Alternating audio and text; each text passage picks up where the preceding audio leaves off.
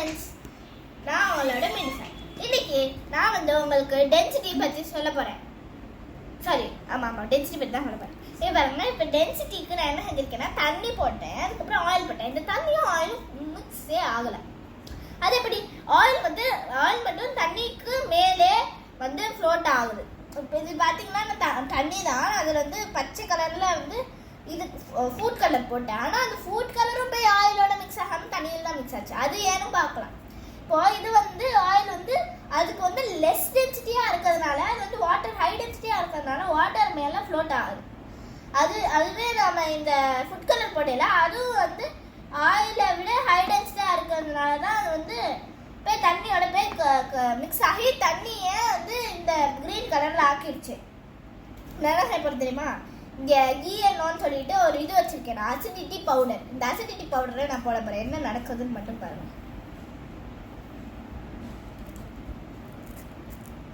ஃபுல்லாத்தையும் போட்டு பாருங்க, அப்படியே கீழே போயிடுச்சு. இது பாருங்க, பபிளா வருதா?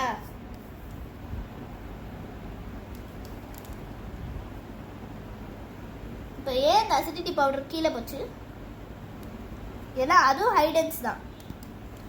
எவ்வளோ இது கார்பன் டை ஆக்சைடு அவ்வளோ இருக்கு. அதனால அது அப்படியே மேலே போய் இதுவாக்குது.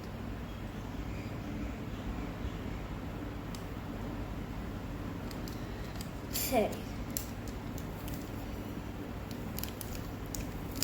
இது நீங்களும் இந்த மாதிரி எக்ஸ்பெரிமெண்ட் ட்ரை பண்ணி பாருங்க. இதை ஓரமாக வச்சுக்கலாம். இப்போ நான் உங்களுக்கு என்ன சொல்ல போறேன்னா, நான் உங்களுக்கு பாயின்ஸ் பற்றி சொல்ல போறேன். பாயின்ஸ். ஸோ பாயின்ஸுங்கிறது என்னன்னா, ஒரு ஆப்ஜெக்ட் ஃபுல்லாவோ இல்லை ஹாஃபாவோ ஒரு வாட்டர்ல இமர்ஸ்டா இருக்கையில ஒரு upward force applied by water is called as buoyancy force. ஓகேவா? ஸோ இந்த இப்போ ஃபார் எக்ஸாம்பிள், இப்போ நான் ஒரு லெமன் எடுத்துக்கிறேன்னு வச்சுக்கோங்க, தண்ணிக்குள்ள போடுறேன்னு வச்சுக்கோங்க, என்ன ஆகும்? அது சிங்க் ஆயிடும்.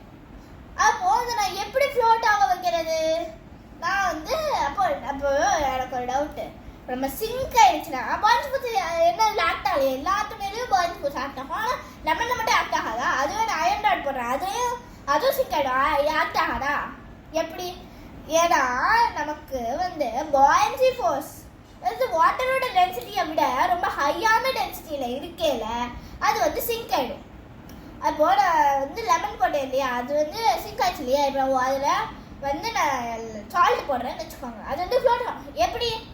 ஏன்னா சால்ட்டுங்கிறது என்ன ஆகுனா வாட்டரோட டென்சிட்டியை இன்க்ரீஸ் பண்ணும். அதனால பாயின்சி ஃபோர்ஸோட பாயின்சி ஃபோர்ஸையும் இன்க்ரீஸ் பண்ணும். அதனால லெமன் ஃப்ளோட் ஆகும். இப்போ நம்ம தெர்மல் எக்ஸ்பேன்ஷன் பற்றி பார்க்கலாம். தெர்மல் எக்ஸ்பேன்ஷன்னா நம்ம ஈஃபில் டவர்ஸ், தெர்மோமீட்டர், அதுக்கப்புறமாட்டி ரயில்வே ட்ராக்லாம் யூஸ் பண்ணுவோம். அது எப்படி அப்படின்னா, முதல்ல நம்ம தெர்மல் எக்ஸ்பேன்ஷன்னா என்னன்னு பார்க்கலாம். தெர்மல் எக்ஸ்பேன்ஷன்னா இப்போ ஒரு ஆப்ஜெக்ட் ஹீட், இப்போ ஒரு லிக்விட் வச்சிருக்கேன்னா அதுக்கிட்ட ஹீட்டை வச்சோன்னா அந்த லிக்விட் மாலிகுல்ஸ்லாம் எக்ஸ்பேண்ட் ஆகி மேலே ரைஸ் ஆகும். அதே மாதிரி தான் தெர்மோமீட்டர்ஸ்லாம் நம்மளோட பாடி டெம்பரேச்சர் செக் பண்ணுறதுக்காக இப்போ மர்க்குரி தெர்மோமீட்டர் எடுத்தோம்னா நம்ம பாடி டெம்பரேச்சர் செக் பண்ணல, நம்ம பாடி ஹீட்டாக இருந்ததுன்னா அந்த மர்க்குரி அந்த ஹீட்டுனால எக்ஸ்பேண்ட் ஆகி அது அந்த டியூப்ல ரைஸ் ஆகும். அதனால தான் நமக்கு எப்படி நம்ம எப்படி நம்மளோட பாடியோட ஹீட்டை கண்டுபிடிக்கிறோம். ஸோ நம்ம இப்போ ஈஃபில் டவர்லாம் பார்க்கலாம். ஈஃபில் டவர்லாம் விண்டர் அப்போ நார்மலான அது எந்த ஹைட்டு கட்டுனாங்களோ அந்த ஹைட்லேயே தான் இருக்கும்.